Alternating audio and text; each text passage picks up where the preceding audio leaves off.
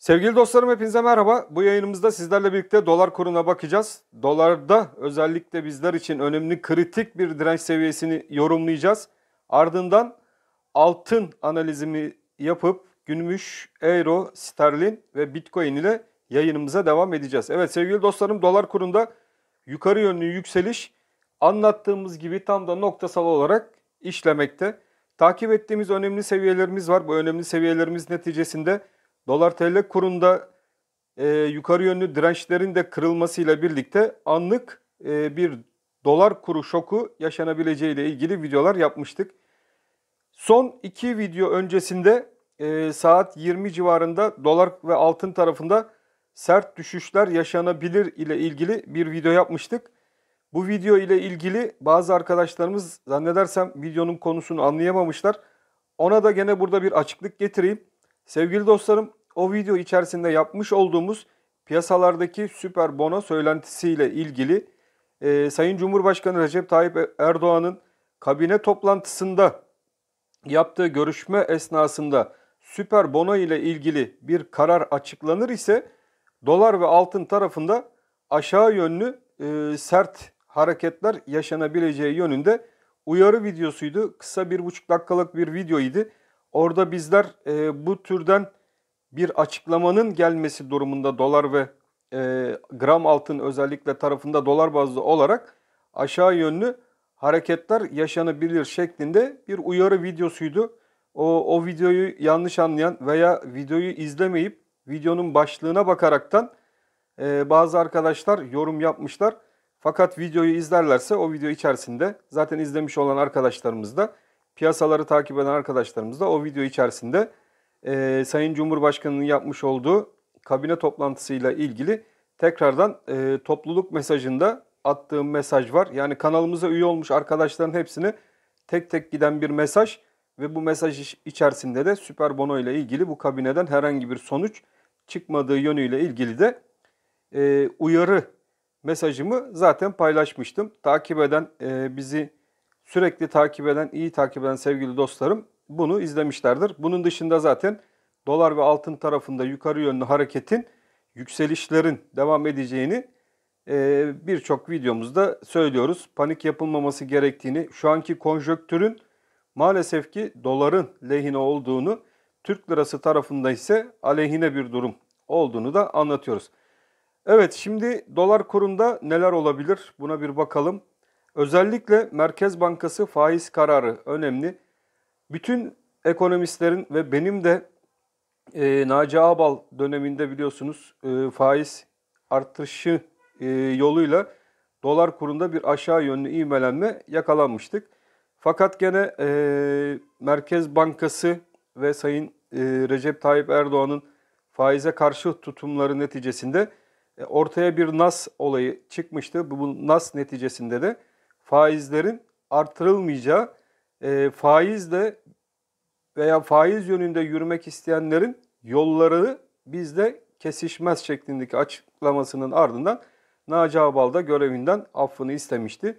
Ve bu sürecin ardından da arkadaşlar dolar kurunda tekrardan yukarı yönün değiştiğini görüyoruz. Evet, şimdi 26 Mayıs itibariyle Merkez Bankası'nın faiz kararları açıklanacak. Bu faiz kararlarında gene piyasa beklentileri doğrultusunda arkadaşlar Merkez Bankası'nın herhangi bir faiz artışı tarafına gitmeyeceği yönünde piyasa beklentisi oluşmuş durumda. Bu piyasa beklentisiyle birlikte de ABD Merkez Bankası Fed'in faiz arttırımlarına başlaması piyasalarda bir dolar kıtlığı oluşmasına da sebebiyet vermiş durumda.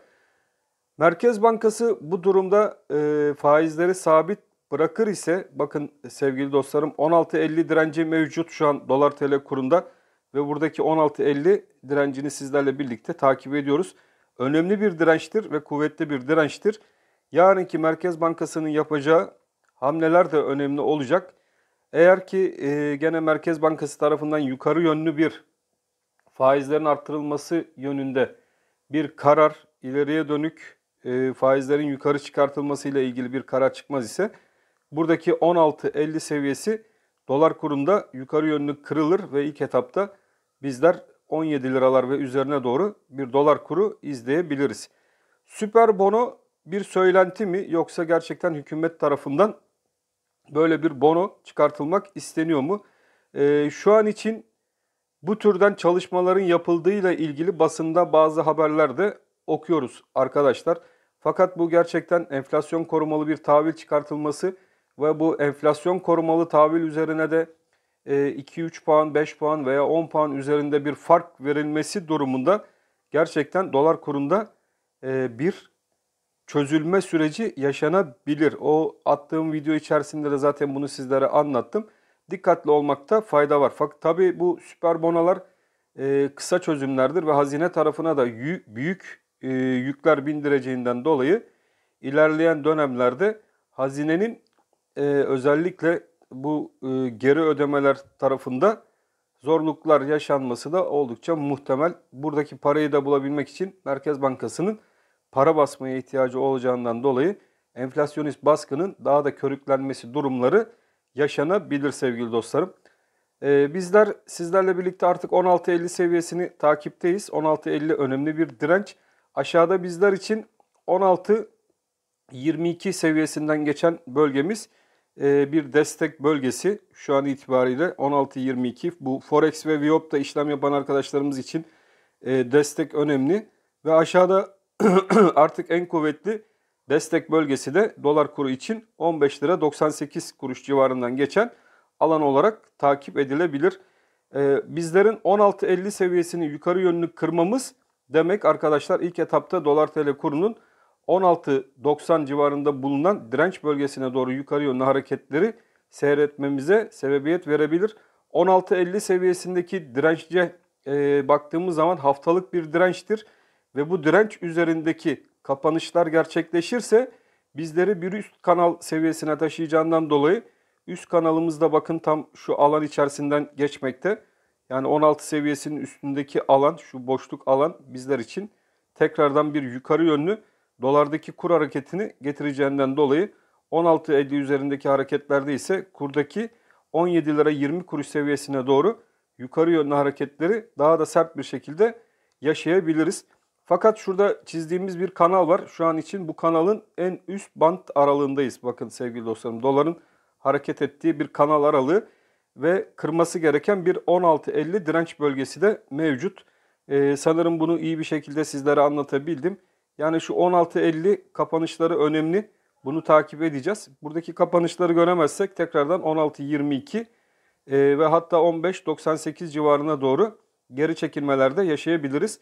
16.50 üzerinde kapanışlar gelmeye başlar. Gene hareketler burada sertleşir ise de burada yeni hedef artık dolar kuru için 17 lira 20 kuruş seviyesine doğru giden bir dolar TL kuru da olacaktır.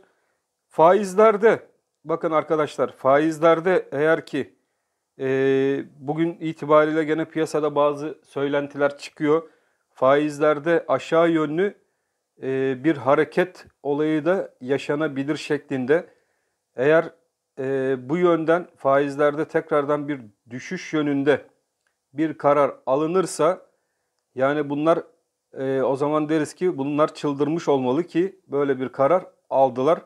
Özellikle doları böyle bir hareket çıldırtır diyebilirim. Yani bir anda dolar kurunda 18 yani zirve seviyesi olan 18 lira 30 kuruş seviyesinin üzerlerine doğru da ani ataklar bu türden hareketlerin yaşanması yani faiz indirimine gidilmesi durumunda yukarı yönlü hareketleri de bir anda eski zirvesine doğru hızlı bir şekilde dolar kuru taşıyabilir. Yarınki Merkez Bankası kararları önemli olacak. Dolar kuru üzerinde CDS puanlarının da oldukça yüksek olması biliyorsunuz ülke risk puanı. Bu puan çok önemli. Özellikle kredi bulmakta ve ülke iflas puanı açısından da önemli bir puan. Bunlar da şu an çok yüksek. Ülkedeki yabancı akışına baktığımız zaman hemen hemen sıfıra yakın. Yani hiçbir yabancı yatırımı şu an itibariyle ülkeye girmemekte. Tabii bunun etkileri biraz da dış kaynaklı da olabiliyor. Artık yatırımcılar ince eleyip sık dokuyorlar. Bu türden karışık ortamlarda maalesef ki durum bu. İMKB 100 tarafına baktığımız zaman bugün piyasalar yukarı yönlü hareketin devam ettirdiler. %1.8 civarında bir yukarı yönlü yükseliş İMKB 100 tarafında borsalarda yaşandı. Borsalardaki harekete de baktığımız zaman gene bu süper bono olayının çıkması durumunda bu İMKB 100 tarafında da aşağı yönlü hareketler, borsadan çıkışlar ve para akışının süper bono tahvilleri üzerine doğru akış göstereceği de unutulmamalı borsayı takip eden arkadaşlarımız açısından. Cari açık tarafına baktığımız zaman gene dolar kurunda cari açık tarafından bir eksi. Hemen hemen 5 milyar dolara yakın cari açık veriyoruz. Bu aylık olarak 5 milyar dolar civarındaki bir cari açıkta turizm gelirlerinden gelecek aylık 5 milyar 6 milyar dolarlık ancak turizm gelirlerini karşılayabilecek bir seviye. Fakat unutulmamalı ki dış borç ödemeleri 2022 yılı içerisindeki büyük miktarlardaki dış borç ödemeleri ve bu dış borç ödemelerinin de piyasadan çekilecek para kaynaklı, çünkü CDS'ler yüksek olduğu için dışarıdan bir kredi şeklinde kullanılabilecek bir dolar maalesef ki bulamıyoruz. Bulamadığımızdan dolayı da özel sektör özellikle dolar ihtiyacını karşılayabilmek için iç piyasaya yöneliyor. İç piyasadaki dolar miktarı da ödenecek borcu karşılayabilir mi? Bunu da düşünmek lazım, iyi araştırmak lazım. Bu hareketler iyi, hoş hareketler değil. Eğer faiz inadımızda yükseltmeme yönünde faiz inadımızda ısrar eder, bu tutumumuzu devam ettirirsek maalesef ki dolar kurunda 18.35 olan zirve seviyesini de aşıp beklentim olan 2022 yılı içerisindeki 25 Türk lirası civarına doğru giden bir dolar Türk lirası da kaçınılmaz olacaktır diye düşünmekteyim sevgili dostlarım.